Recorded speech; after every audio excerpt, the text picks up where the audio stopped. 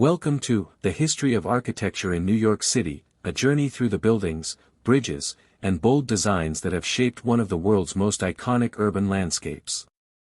From humble Dutch colonial beginnings to the soaring skyscrapers that define the modern skyline, New York's architecture tells a story of innovation, ambition, and resilience. This city, often called the capital of the world, has been a canvas for architectural experimentation, influenced by immigration, technology, economic booms, and even disasters like fires and zoning laws.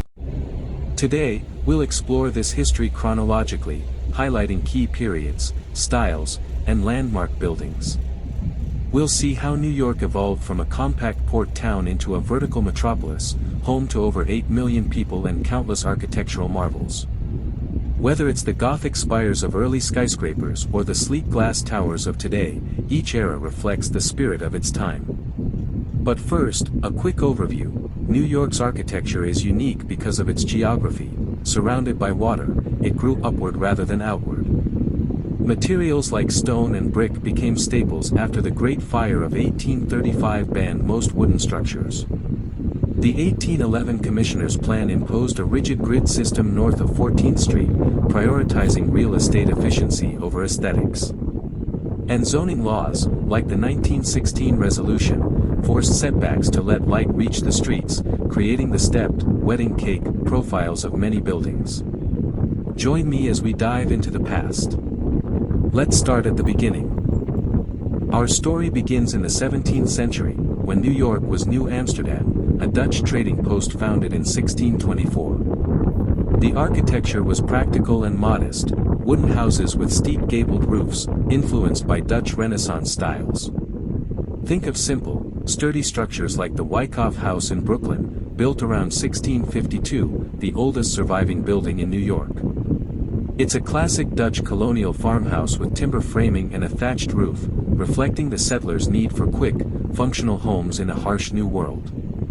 After the British took control in 1664, renaming it New York, Georgian-style buildings emerged, with symmetrical facades, brick construction, and classical details like pediments and columns. Federal-style architecture followed post-revolution, seen in landmarks like City Hall, completed in 1812. Designed by John Macomb Jr. and Joseph-François Mangin, it's a blend of French Renaissance and American Federal styles, with marble exteriors and a grand rotunda, symbolizing the young nation's democratic ideals. The early 19th century brought rapid growth thanks to the Erie Canal's opening in 1825, turning New York into America's commercial powerhouse. Greek Revival became popular, with grand columns evoking ancient temples. Row houses in Greenwich Village, like those on Washington Square, featured stoops and ironwork balconies. But fires were a constant threat. The Great Fire of 1835 destroyed much of Lower Manhattan, leading to stricter building codes favoring fire-resistant brick and stone. This era also saw the rise of cast-iron architecture, a New York innovation. Invented by James Bogardus in the 1840s, cast-iron facades allowed for ornate, prefabricated designs that mimicked stone at a fraction of the cost. The Howout Building in Soho, 1857, is a prime example, an Italianate-style department store with repeating arches and Corinthian columns, all in cast iron. Soho's cast-iron district, with over 200 such buildings, became a UNESCO-like treasure, preserved today as a historic neighborhood. Residential architecture varied by class. Wealthy families built brownstone townhouses in Brooklyn Heights and the Upper East Side, with sandstone facades that aged to a rich brown hue. Poorer immigrants crammed into tenements, multi-story apartments with minimal light and air, like those on the Lower East Side. The 1867 Tenement House Act tried to improve conditions, mandating windows in every room, but overcrowding persisted. Bridges began connecting the boroughs. The Brooklyn Bridge, started in 1869 and completed in 1883 by John and Washington Roebling, was an engineering marvel. Its neo-Gothic towers and cable-stayed design spanned the East River, symbolizing industrial progress and uniting Brooklyn with Manhattan. By the mid-19th century, New York was poised for vertical growth, driven by elevators, steel framing, and the elevator safety brake invented by Elisha Otis in 1852. The stage was set for the skyscraper era. As the 19th century closed, New York exploded upward. The invention of steel frame construction and electric elevators allowed buildings to soar beyond 10 stories. The first true skyscraper. Many point to the home insurance building in Chicago, 1885, but New York quickly claimed the crown. The Tower Building, 1889, at 50 Broadway, designed by Bradford Gilbert, was New York's first skeleton frame high-rise at 11 stories. But the real race began with the New York World Building, 1890, a 20-story giant by George B. Post, briefly the world's tallest. It featured Renaissance revival details and housed Joseph Pulitzer's newspaper. The Park Row Building, 1899, at 30 stories, took the title next, with ornate Beaux-Arts facades. Beaux-Arts style, inspired by the École de Beaux-Arts in Paris, dominated, think grand, symmetrical designs with classical motifs. The Flatiron Building, 1902, by Daniel Burnham, is iconic, a triangular Beaux-Arts wedge at 23rd Street, nicknamed for its iron-like shape. The Singer Building, 1908, at 47 stories, pushed heights further, but it was demolished in 1968, a loss that highlighted preservation needs. Then came the Metropolitan Life Tower, 1909, inspired by Venice's Campanile, at 50 stories. The 1916 zoning resolution was a game-changer. To prevent dark, canyon-like streets, it required setbacks after a certain height, creating ziggurat shapes. This influenced the Barclay Vesey Building, 1926, an Art Deco precursor with stepped massing.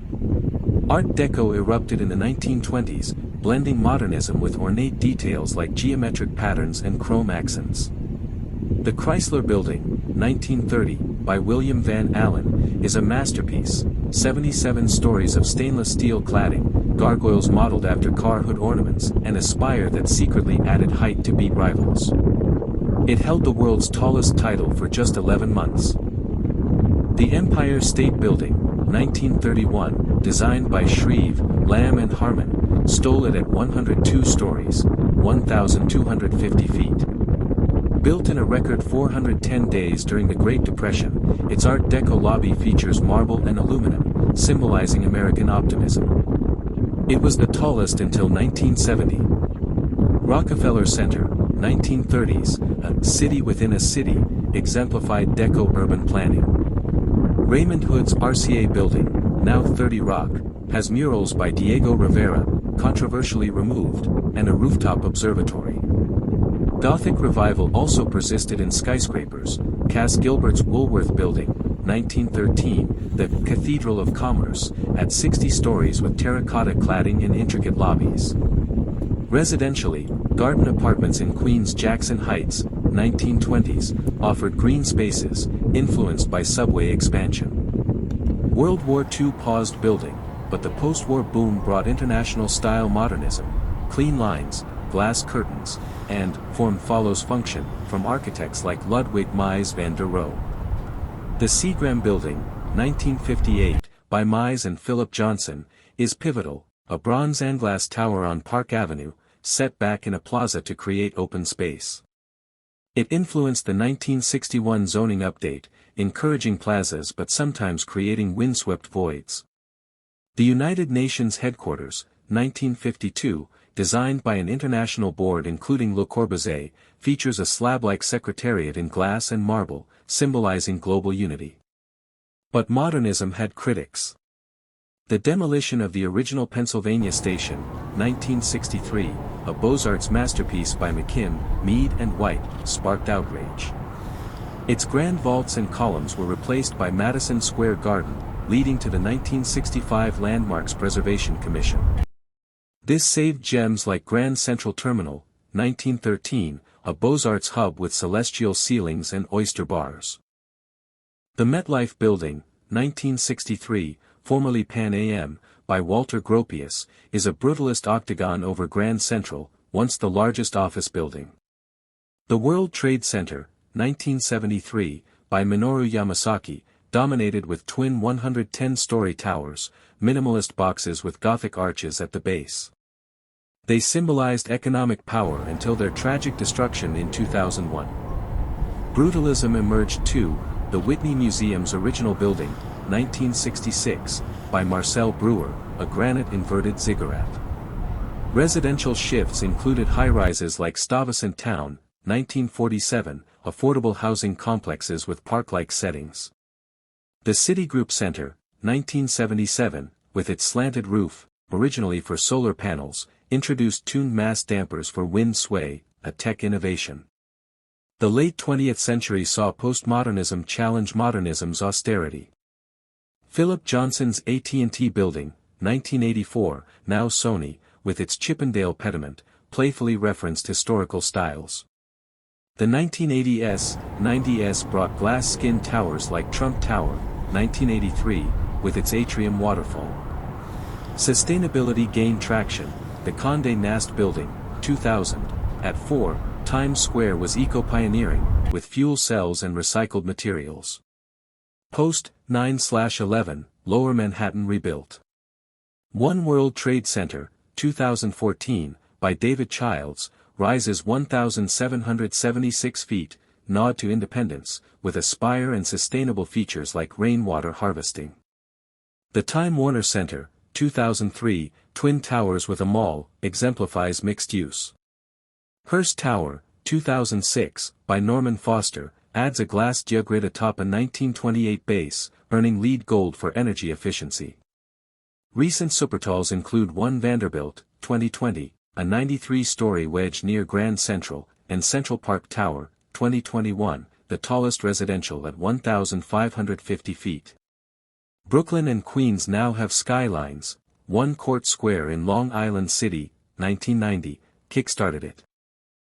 Contemporary trends, adaptive reuse, like the High Line, 2009, an elevated park on old rail tracks, blending landscape architecture with urban revival.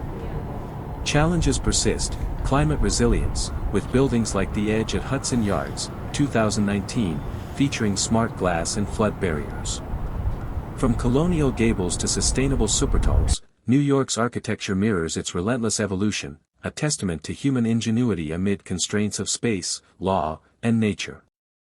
As the city faces future challenges like sea level rise, its buildings will continue to innovate, preserving history while reaching new heights. Thank you for joining this exploration. New York isn't just built, it's alive with stories in every stone and steel beam.